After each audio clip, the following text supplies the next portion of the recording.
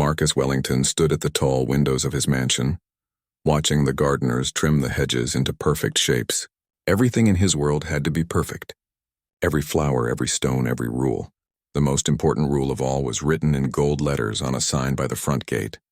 No children allowed on these grounds. The 70-year-old billionaire had built his fortune in steel and real estate. But he had built his peace in silence. His mansion sat on 50 acres of pristine land, surrounded by walls that kept the messy, noisy world outside. For 30 years, not a single child had stepped foot on his property. That was exactly how he wanted it. Marcus remembered the day he made that rule. His business partner had brought his screaming toddler to an important meeting. The child had knocked over priceless antiques, drawn on his white walls with crayons, and turned his peaceful office into chaos. That night, Marcus decided children were nothing but destruction with tiny hands and loud voices. He would have none of it in his sanctuary. His staff knew the rule well. The security guards at the gate had strict orders. The housekeepers were carefully chosen, older women with grown children who lived far away. Even delivery people were warned that bringing children would result in immediate dismissal from the property. Marcus had created the perfect child-free zone. Maria Santos had worked as Marcus's head maid for 5 years. She was a quiet woman in her 40s who came from a small town in Mexico. Every morning she arrived at dawn and left after sunset, keeping the massive mansion spotless. Marcus barely noticed her, which was exactly how both of them preferred it. She was efficient, invisible, and most importantly, she never brought any complications to his orderly world. What Marcus didn't know was that Maria's life outside his walls was far from simple. She lived in a tiny apartment across town, sending most of her salary back to her sick mother in Mexico. Maria had secrets she kept locked away, just like Marcus kept his mansion locked away from the world. She never spoke of her past, never mentioned family, and never asked for time off. She was the perfect employee for a man who wanted perfection above all else. The mansion itself seemed to echo Marcus's personality. Every room was decorated in whites and grays with furniture placed at exact angles. Fresh flowers were arranged by professionals twice a week, but they were chosen for their appearance, not their scent. Even the art on the walls showed empty landscapes and quiet scenes. No people, especially no families. It was a beautiful cold museum where only one person lived. Marcus's daily routine never changed. He woke at 6, read financial reports over breakfast, spent his morning in his home office making deals that added millions to his fortune, and took his afternoon walk through his gardens. He ate dinner alone in his grand dining room, watched the news, and went to bed by 10. It was a life of complete control, which was exactly what he thought he wanted. The staff whispered sometimes about how sad it must be to live so alone, but Marcus heard none of it. He had convinced himself that solitude was strength, that needing no one made him powerful. Children, in his mind, were the enemy of this peace. They brought chaos, noise, mess, and emotional complications he had no interest in handling. But on this particular October morning, as Marcus stood at his window watching the perfect world he had created, he had no idea that everything was about to change. Somewhere across town, Maria Santos was facing the biggest crisis of her life, a crisis that would soon arrive at Marcus's front gate in the form of 2 small children who would challenge every wall he had built around his heart. The morning sun shone through the spotless windows, casting sharp shadows across the marble floors. In a few hours, those same floors would echo with the sound of running feet for the first time in 30 years. Marcus Wellington, the man who had forbidden children from his estate, was about to meet 2 little people who would turn his perfectly ordered world completely upside down. As he turned away from the window to begin his usual morning routine, Marcus felt satisfied with his life. He had money, power, property, and most importantly, peace. He had no way of knowing that peace was about to be shattered by something more powerful than all his wealth. Combined, the unstoppable force of family love and 2 children who desperately needed somewhere safe to call home. The phone call came at exactly 9:15 on a Tuesday morning. Maria Santos stood in Marcus's pristine kitchen, polishing silver that already gleamed when her old cell phone buzzed against the marble counter. The voice on the other end spoke rapid Spanish, filled with panic and desperation. Maria's face went white as she listened. Her sister Carmen was in the hospital. A car accident had left her unconscious, and the doctors didn't know when she would wake up. But that wasn't the worst part. Carmen's 7-year-old twins, Diego and Sofia, had nowhere to go. The neighbor who usually watched them could only keep them for one day. After that, social services would have to step in and place them in foster care. Maria's hands shook as she ended the call. She had never told Marcus about her family in America. As far as he knew, all her relatives lived in Mexico. The truth was more complicated. Carmen had brought the twins to America 2 years ago, hoping for a better life. She worked 3 jobs to support them, and Maria helped when she could. Now Carmen was fighting for her life, and her children were about to become strangers in the system. For 5 years, Maria had been the perfect employee.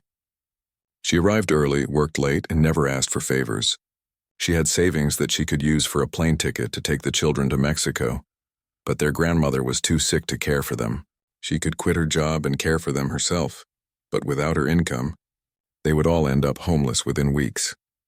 As Maria stood in that perfect kitchen, surrounded by luxury she could never afford, she made a decision that terrified her. She would have to ask Marcus Wellington for help. Not money, she was too proud for that, but time. Just a few days to figure out what to do with 2 children who had suddenly become her responsibility. The problem was Marcus's #1 rule: no children. Ever. The man who paid her salary had made it crystal clear that children were not welcome in his world. How could she explain that she needed to bring 2 scared, grieving kids into his child-free sanctuary? How could she ask the most child-hating man she knew to show mercy to 2 little ones who had lost everything? Maria spent the morning cleaning with unusual urgency, trying to build courage for a conversation she dreaded. Every time she heard Marcus's footsteps, her heart raced. She rehearsed the words in her head, trying to find a way to make the impossible request. She could ask for emergency time off, but that would mean leaving the children with strangers while she was at work. She could lie and say she was sick, but Marcus would expect a doctor's note. At noon, Marcus appeared in the kitchen looking for his usual light lunch. Maria's hands trembled as she prepared his sandwich, knowing this might be her last day working for him. Children changed everything in Marcus's world, and not in ways he tolerated. She had seen him fire a gardener just for bringing his grandson to work during a school holiday. "Mr. Wellington," Maria began, her voice barely above a whisper, "I need to speak with you about something very important." Marcus looked up from his financial newspapers with mild annoyance. In 5 years, Maria had never interrupted his routine with personal matters. She was invisible, efficient, and uncomplicated. Exactly what he paid for. The worry in her voice immediately put him on edge. "What is it?" he asked curtly, not looking up from his reading. Maria took a deep breath and began to explain about Carmen, about the accident, about 2 children who needed somewhere to stay. She spoke quickly, knowing that the longer she talked, the angrier Marcus would become. She watched his face change from annoyance to disbelief to the cold fury she had been dreading. "Absolutely not," Marcus said before Maria could finish. "You know the rules of this house. No children. Not for 1 day, not for 1 hour. Find somewhere else for them to go." "Sir, please," Maria pleaded. "They have nowhere else. They're only 7 years old. Their mother might not wake up. I just need a few days to make arrangements." Marcus stood up so abruptly that his chair scraped against the marble floor. "I don't care if they're orphans sleeping in the street. This is my home and my rules are not negotiable. Figure out another solution or find another job. Those are your only choices." The cruelty in his voice hit Maria like a physical blow. She had known Marcus was cold, but she had never seen him refuse to help when someone was truly desperate. In that moment, she saw him clearly, not as a successful businessman, but as a man whose heart had turned to stone. But Maria Santos was stronger than Marcus realized. Growing up poor had taught her to fight for what mattered. Raising her sister after their parents died had shown her what real love looked like. She looked at the man who held her job in his hands and made a choice that shocked them both. "Then I choose my family," Maria said quietly. "I'll bring them here tonight and we'll leave tomorrow. But I won't abandon 2 children just to keep your house quiet." Marcus's face turned red with anger, but before he could respond, Maria walked out of the kitchen. She had just quit the best job she'd ever had. But for the first time in years, she felt truly proud of herself. Some things mattered more than money, and family was one of them. As evening approached, Maria packed her few belongings and prepared for the most difficult conversation of her life. She had to tell 2 frightened children that their world had changed forever, and somehow convince them that everything would be okay. She didn't know how she would manage, but she knew she would find a way. Love, she had learned long ago, could move mountains, even mountains as cold and stubborn as Marcus Wellington. The rain started falling just as Maria's taxi pulled through the mansion's gates at 8 o'clock that evening. In the back seat, 7-year-old Diego held his sister Sophia's hand tightly. Both children had been crying on and off since Maria picked them up from their neighbor's apartment. But now they sat in stunned silence, staring at the enormous house through rain-streaked windows. "Is this where you work, Tia Maria?" Sophia whispered, using the Spanish word for aunt. Her big brown eyes were wide with fear and wonder. She had never seen a house so big with so many windows glowing like golden squares in the darkness. "Yes, mija," Maria replied softly, her own voice shaking. "But we can only stay one night. Tomorrow we'll figure out what to do next." Diego, who tried to be brave because he was 3 minutes older than his twin sister, squeezed Sophia's hand tighter. "Is Mama going to be okay?" he asked for the 100th time that day. Maria's heart broke a little more each time he asked. "The doctors are taking very good care of her," she said, which wasn't really an answer, but it was the only hope she could offer. The taxi driver helped Maria carry 2 small suitcases and a worn backpack to the servants' entrance at the back of the mansion. Marcus had made it clear that they were not welcome guests, so Maria used her key to let them into the kitchen through the service door. The house was dark and quiet. Marcus always went to bed early, and the other staff had gone home hours ago. Sophia gasped when she saw the kitchen. Everything was white and silver, so clean it seemed to glow. The ceiling was higher than their entire apartment, and the refrigerator was bigger than their bedroom closet. Diego reached out to touch the marble counter, then pulled his hand back, afraid he might break something. "It's like a palace," Sophia whispered. "It's not our palace," Maria reminded them gently. "We have to be very, very quiet. The man who lives here doesn't like children, and he doesn't want us here." Both children nodded solemnly. They had learned early in life that grown-ups had rules that didn't always make sense but had to be followed anyway. Maria led them upstairs to her small room in the servants' quarters, where she had prepared a makeshift bed on the floor with extra blankets and pillows. As the children got ready for sleep in their pajamas covered with cartoon characters, Maria tried to figure out what to do next. She had $47 in her purse, no job, and no plan. Her sister might never wake up, and if she did, it could be weeks or months before she could care for the twins again. Maria had been so focused on getting through this one day that she hadn't thought about the next one, or the one after that. At 10:30, just as the children were finally falling asleep, Sophia woke up crying from a nightmare. She called for her mama, and when Maria tried to comfort her, her sobs grew louder. Diego woke up and started crying too, not from bad dreams, but from the fear and confusion that had been building inside him all day. Maria held both children, rocking them gently and singing a lullaby her own mother had sung to her. But the crying continued, echoing through the mansion's halls in a way that made Maria's blood run cold. Marcus's bedroom was directly below the servants' quarters. There was no way he wouldn't hear them. Sure enough, within minutes, heavy footsteps stomped up the back stairs. Maria's door flew open without a knock, and Marcus Wellington stood there in his expensive silk pajamas and matching robe, his face twisted with fury. "What is the meaning of this?" he demanded, his voice sharp enough to cut glass. The children stopped crying immediately, shrinking back against Maria in terror. They had never seen an angry grown-up who looked so scary, with his white hair sticking up and his eyes blazing with rage. Sophia buried her face in Maria's shoulder, while Diego tried to make himself as small as possible. "I'm sorry, Mr. Wellington," Maria said, her voice steady despite her racing heart. "They're scared and confused. Their mother is in the hospital and they don't understand what's happening to them." "I don't care what their problems are," Marcus snapped. "You were told to find somewhere else for them. Instead, you brought them into my home without permission. This is trespassing. We'll leave first thing in the morning," Maria promised. "Please don't call the police. They're just babies." Marcus looked at the 2 small faces staring up at him with a mixture of fear and curiosity.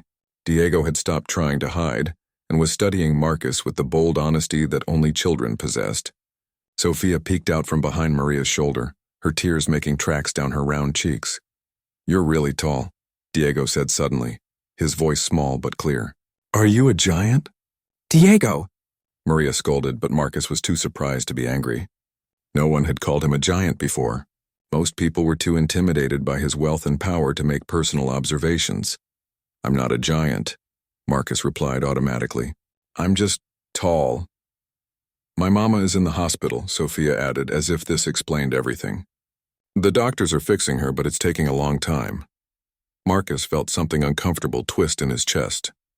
He had been prepared to throw out adults who defied his rules, but he hadn't expected to face two pairs of enormous brown eyes that looked at him without judgment, despite his harsh words.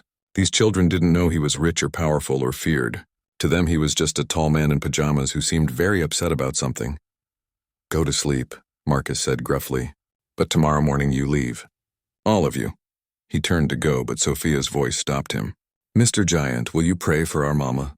Tia Maria says prayers help sick people get better." Marcus froze in the doorway. No one had asked him to pray for anything in 30 years. He had long ago decided that prayer was for weak people who couldn't solve their own problems. But something about the way Sophia asked, with complete faith that he would want to help, left him speechless. "Go to sleep," he repeated, and fled down the stairs to his own room, where he lay awake for hours wondering why two small children had managed to disturb his peace more than any business crisis ever had. Marcus woke up at 5:30 in the morning, 2.5 hours before his usual time. He had barely slept, disturbed by dreams of crying children and memories he thought he had buried forever. The house was completely silent, and for a moment he hoped that Maria had taken the children and left during the night. But when he looked out his bedroom window, he saw no taxi. No footprints in the dew-covered driveway. They were still here. He dressed quickly and went downstairs to his office, planning to call his lawyer about having them removed for trespassing. But as he passed the kitchen, he heard soft voices speaking in Spanish. Against his better judgment, he stopped to listen. Maria was making breakfast while the children sat at the kitchen table, their legs swinging from chairs too tall for them. Diego was asking questions about everything he could see. Why were the cabinets so high? Why was everything so white? Why were there so many forks for just one person? Sophia was quieter, but Marcus could see her taking in every detail with wide, curious eyes. "Tia Maria," Sophia said in English, "this kitchen is bigger than our whole house. It's not our kitchen, remember?" Maria replied gently. "We're just visiting for one night." "But where will we go today?" Diego asked. "Can we go see Mama?" Marcus heard the pause in Maria's voice before she answered. "Mama needs to rest and get better. We'll find somewhere nice for us to stay while we wait for her." Even from the hallway, Marcus could tell Maria was lying. She had no plan, no place to take them. He found himself wondering what would happen to two 7-year-old children with no parents and no home. The thought bothered him more than it should have. At exactly 7 o'clock, Marcus entered the kitchen for his usual breakfast. The children looked up at him with the same fearless curiosity as the night before. Diego waved with a piece of toast in his hand, getting crumbs on the spotless floor. "Good morning, Mr. Giant," Sophia said politely. "Tia Maria made extra eggs if you want some." Marcus stared at the plate of scrambled eggs Sophia was pointing to. In 5 years, Maria had never offered to make him eggs. She prepared exactly what he requested for each meal, nothing more or less. But apparently children created extra food, just like they created extra noise and extra complications. "I don't eat eggs," Marcus lied, even though Eggs Benedict was one of his favorite foods. "Oh," Sophia said, looking disappointed. "They're really good. Tia Maria puts cheese in them. And little pieces of tomato," Diego added, taking another enthusiastic bite. "Want to try just a little bit?" Before Marcus could say no, Diego had climbed down from his chair and was walking over with his fork extended, offering Marcus a taste of his breakfast. No adult had ever approached Marcus so casually, certainly not during his morning routine. But Diego smiled up at him with complete trust, as if sharing food was the most natural thing in the world. "I said I don't eat eggs," Marcus repeated, but his voice was less harsh than usual. "Okay." Diego shrugged, unbothered by the rejection. "What do you eat for breakfast?" The question caught Marcus off guard. When was the last time anyone had asked him about his preferences just out of curiosity? Not to serve him or sell him something. "Toast," Marcus answered. "And coffee? Just toast?" Sophia looked shocked. "That's not enough food. You're really big, you need more food than that." "I eat what I want to eat," Marcus said. But he found himself sitting down at the kitchen table without quite meaning to. Maria quickly set his usual breakfast in front of him. Wheat toast, black coffee, and a small bowl of fresh berries arranged perfectly on a white plate. The children watched him eat with fascination, as if they had never seen an adult have breakfast before. Every bite he took seemed to interest them. When he reached for his coffee cup, Diego copied the motion with his glass of orange juice. When he used his napkin, Sophia did the same. "Do you live in this big house all by yourself?" Diego asked. "Yes," Marcus replied. "Aren't you lonely?" Sophia asked with the direct honesty that only children possessed. The question hit Marcus like a punch to the chest. Lonely? He was successful, powerful, wealthy beyond most people's dreams. He had everything he wanted, exactly the way he wanted it. He wasn't lonely, he was independent. "No," he said firmly. "I like being alone." "I don't like being alone," Sophia said thoughtfully.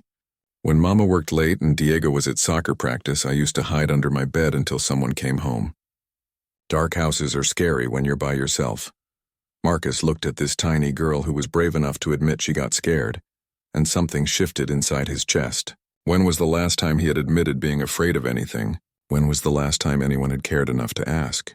"We should go get ready," Maria said suddenly, standing up and beginning to clear the children's plates. "We need to catch the early bus. Where are you going?" Marcus asked, surprising himself with the question. Maria's hands stilled on the dishes. "I'm not sure yet. Maybe to the hospital to check on Carmen, then to find a motel until I can figure out something else." "A motel?" Diego perked up. "Like on TV? With a swimming pool?" Maria's smile was heartbreaking. "Maybe, mijo. We'll see." Marcus knew exactly what kind of motel a fired maid with no money could afford, and it wouldn't have a swimming pool. It would be the kind of place where children weren't safe, where people asked no questions and expected no answers. The thought of Sophia and Diego in such a place made his stomach turn. "Wait," Marcus heard himself say. Everyone turned to look at him in surprise, including himself. "You can stay another day, until you figure out a better plan." Maria's mouth fell open. "Mr. Wellington, I don't understand. You said, 1 more day." Marcus interrupted, not entirely sure why he was changing his mind. "But the same rules apply. No running, no shouting, no touching anything expensive, and this is temporary. Just until you find somewhere appropriate." Sophia clapped her hands together and Diego grinned so wide his whole face lit up. "Thank you, Mr. Giant. Can we see your whole house? It's like a castle." Marcus looked at their happy faces and wondered what he had just gotten himself into. 1 more day, he told himself. How much trouble could 2 small children cause in just 1 more day? He was about to find out.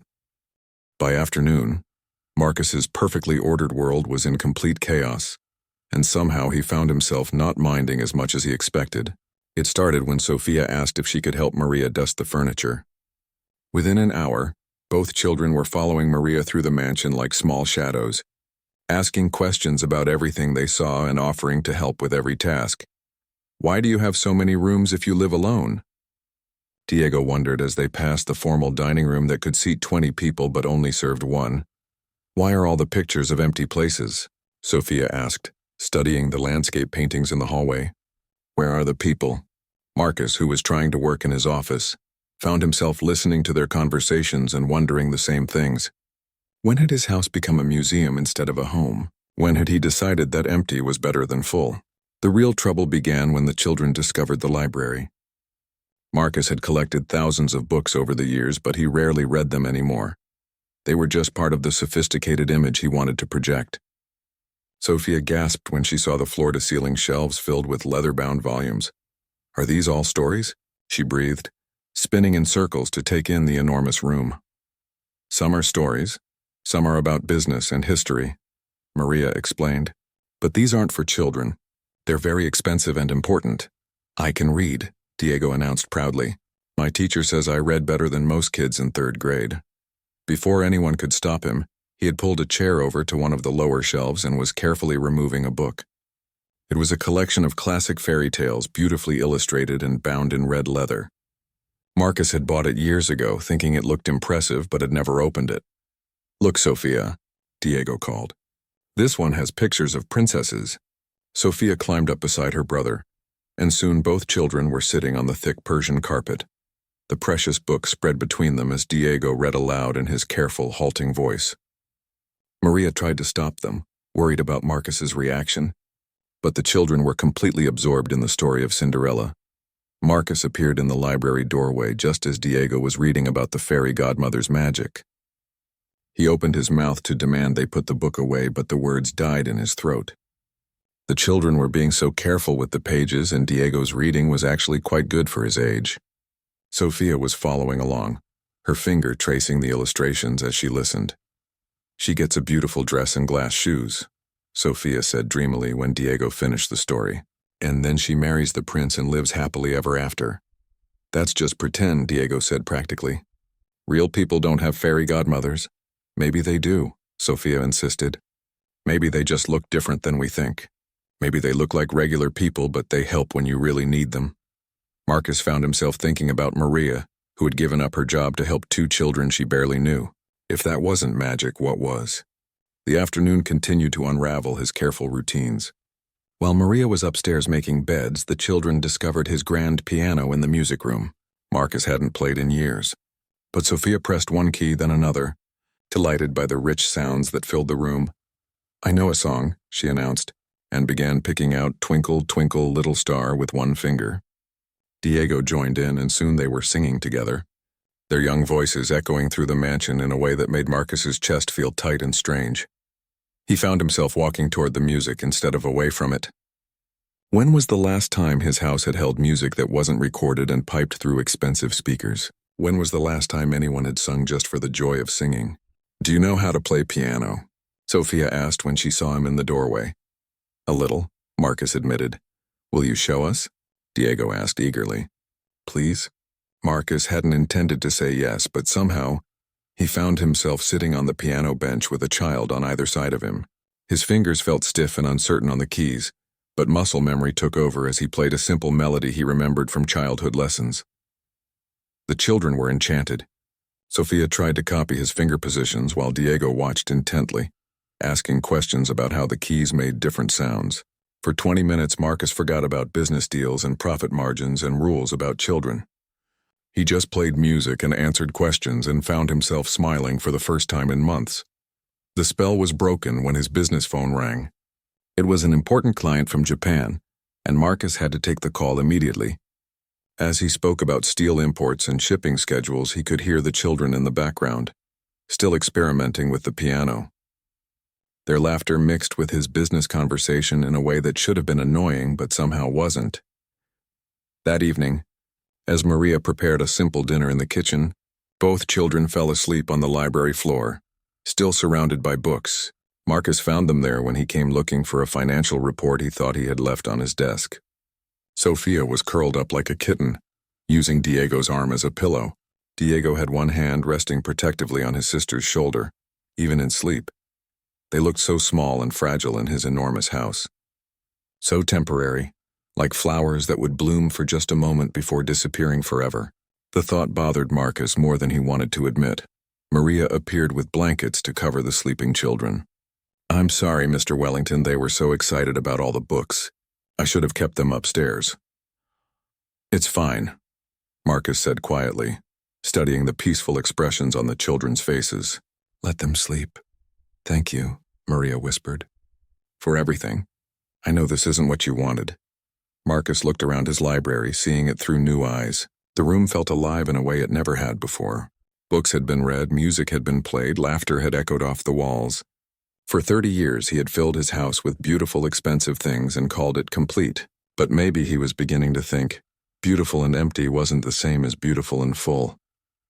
"One more day," he said, though he wasn't sure if he was trying to convince Maria or himself. As he walked back to his office, Marcus could hear Maria humming softly in the kitchen as she cleaned up from dinner. Upstairs, his house felt different. Warmer, more alive, less like a museum and more like a home. He tried to tell himself it was temporary, that tomorrow everything would go back to normal. But deep down, he was starting to wonder if normal was what he really wanted after all. The call from the hospital came 3 days later, just as Marcus was getting used to waking up to the sound of children's laughter instead of silence. Carmen Santos had opened her eyes and asked for her babies. She was going to live, but her recovery would take months, and she would need extensive physical therapy to walk again. Marcus watched Maria cry tears of relief and joy as she shared the news with Diego and Sofia. The children jumped up and down, shouting, "Mama's awake! Mama's awake!" with pure happiness that made Marcus's chest ache in ways he didn't understand. He had spent 30 years creating the perfect environment for one person. But what if one person wasn't enough? That night, Marcus couldn't sleep. He kept thinking about Sofia asking if he was lonely and his quick denial. But children, he was learning, had a way of asking the questions adults were afraid to answer honestly. Was he lonely? In his big house with his perfect schedule and his carefully controlled world, was he actually happy? At 2 a.m, Marcus found himself standing outside the door to Maria's room, listening to Diego tell Sofia a story about their mother getting better and coming home soon. The boy was making up details about how strong Mama would be, how they would all live together again, how everything would be perfect. His voice was full of hope and determination that made Marcus remember what it felt like to believe in happy endings. The next morning was their last. Marcus had already called his lawyer to arrange a generous severance payment for Maria, enough to cover an apartment deposit and several months of expenses. It was practical, businesslike, the kind of problem-solving he was good at, but it felt completely inadequate. At breakfast, Sofia was unusually quiet. She picked at her eggs without eating, and when Diego tried to make her laugh with silly faces, she just stared out the window at the garden. "What's wrong, mija?" Maria asked gently. "I don't want to leave, Mr. Giant," Sofia whispered, loud enough for Marcus to hear from across the kitchen. "He taught me to play piano, and he has the best stories, and his house feels safe." Diego nodded seriously. "And he's not really mean like we thought. He just forgot how to smile, but we helped him remember." Marcus felt something crack inside his chest. These children who had lost so much were worried about leaving him. They had given him more joy in 3 days than he had felt in 3 decades, and they were concerned about his happiness. When was the last time anyone had cared about his feelings, just because they cared about him as a person? "The taxi will be here soon," Maria said softly, though Marcus could see the sadness in her eyes too. "Actually," Marcus heard himself say, "I have a different idea." Everyone turned to look at him. Marcus felt nervous, which was ridiculous. He had given presentations to boards of directors and negotiated million-dollar deals without breaking a sweat. But asking a family to stay felt more terrifying than any business meeting he had ever attended. "What if," Marcus began carefully, "you didn't leave?" "Sir?" Maria looked confused. "What if you stayed here? All of you. Permanently?" The words came out in a rush, as if saying them slowly would give him time to change his mind. "Carmen will need months of recovery and physical therapy. The children need stability and a good school. You need a job that pays enough to support everyone." Maria stared at him as if he had grown a second head. "Mr. Wellington, I don't understand. You don't allow children in your home?" "Maybe it's time to change that rule," Marcus said quietly. "Maybe a lot of my rules need changing." Diego and Sofia looked back and forth between the adults, trying to understand what was happening. Finally, Diego spoke up with 7-year-old directness. "Does this mean we can stay? Like, really stay? Not just for one more day?" Marcus looked at this brave little boy who had walked into his life and turned everything upside down. "If your aunt agrees and if your mother approves when she's feeling better, then yes. Really stay." Sofia launched herself out of her chair and wrapped her arms around Marcus's waist in a hug that nearly knocked him over. "Thank you, Mr. Giant." "Thank you, thank you, thank you." Diego was more reserved, but Marcus could see the hope shining in his eyes. "Can we still read the fairy tale books?" "They're your books now," Marcus said, and meant it. Maria was crying again, but this time Marcus understood they were happy tears. "I don't know what to say. This is too generous. We can't possibly repay you." "You already have," Marcus replied, watching Sofia spin in circles around the kitchen, singing a song about staying in the castle forever. "You've given me something I didn't know I was missing." As the weeks passed, Marcus discovered that living with a family was nothing like he had expected and everything he had needed. Yes, the house was noisier. Yes, his routine was constantly interrupted. Yes, there were toys on his pristine floors and crayon marks on his perfect walls. But there was also laughter echoing through rooms that had been silent for too long. There were piano concerts in the music room and story time in the library. There were family dinners in the dining room, where Diego told jokes and Sofia shared her dreams of becoming a teacher so she could help other kids learn to read. When Carmen was finally well enough to come home, Marcus had the guest wing converted into a comfortable apartment where she could live with her children, while still being part of the larger family they had all created together. She was hesitant at first, worried about accepting such generosity from a stranger, but Sophia took her by the hand and gave her the same tour she had given Marcus weeks before, explaining everything with 7-year-old enthusiasm. "And this is Mr. Marcus," Sophia said formally, as if introducing two people who had never met. "He's not really a giant, but he's very tall, and he used to be grumpy, but now he's happy because we live here and we're a family." Carmen looked at Marcus with tears in her eyes. "Thank you," she said simply, "for saving my babies when I couldn't." "They saved me too," Marcus replied, and realized it was completely true. That night, as Marcus walked through his house, he heard sounds he had never heard before.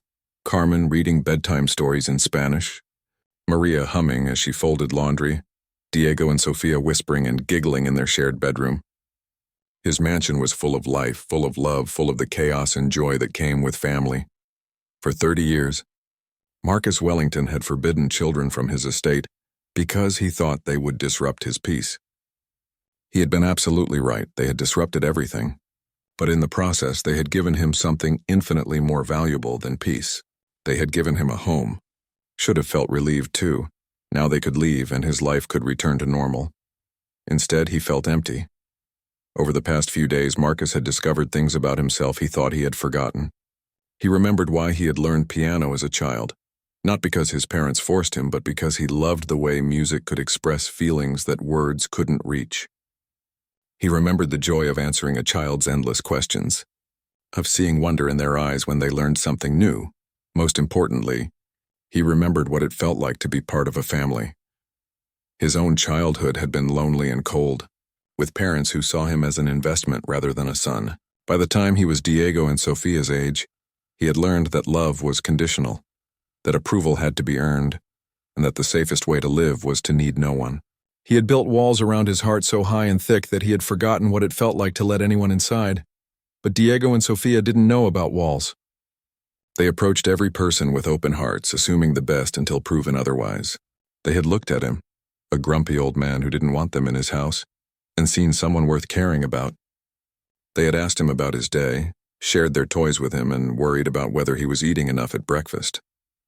For 3 days, Marcus had experienced what it was like to be loved unconditionally. And now it was ending. "We should pack," Maria said softly, wiping tears from her eyes. "I need to find an apartment near the hospital so the children can visit their mother every day." "With what money?" Marcus asked, though he immediately regretted the harsh question. Maria's face flushed. "I'll find work, maybe as a cleaner in the hospital or in a restaurant nearby. The children can stay with a babysitter after school." Marcus could see the whole sad story unfolding. Maria would work long hours for low pay, trying to support 3 people on jobs that barely paid for one. The children would spend their afternoons with strangers, missing their mother and their aunt. Carmen would worry about her family instead of focusing on getting better. Everyone would struggle, and no one would be happy. That evening, as Maria helped the children pack their few belongings, Marcus found himself walking through his mansion and seeing it differently. Every room seemed too big, too quiet, too empty. The dining room that could seat 20 people but had only ever fed one. The game room with expensive pool table and arcade games that no one had ever played. The swimming pool in the backyard that had never heard the splash of children learning to swim, or the sound of Marco Polo echoing across the water. He